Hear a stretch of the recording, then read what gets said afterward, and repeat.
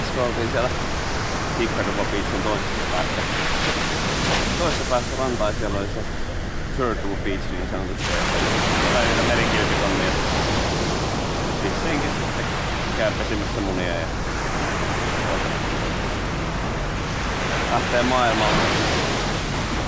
Ehkä saattaa näkyä videossa. Ei. Toisesta päästä Hikkaduva Beachia. Ja tuossa välimaastossa oli hyvinkin paljon turisteja. Selkeästi totta kai tää suositumpi ranta, koska on lähempänä tulla juna-asemaa ja kaikkia menomestoja tässä. Tää ranta niin.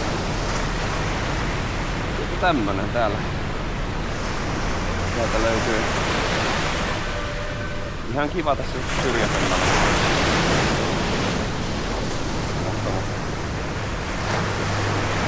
Ei niin ehkä mukava siinä turisteja.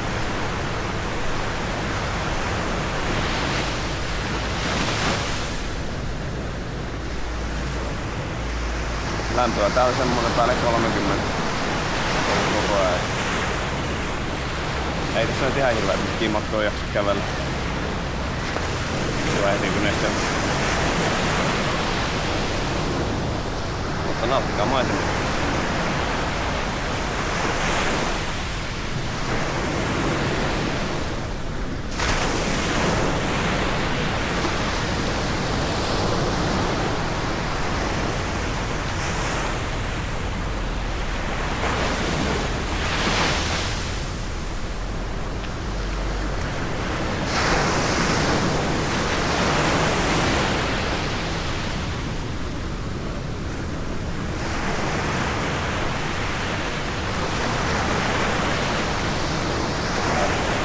Palaillaan taas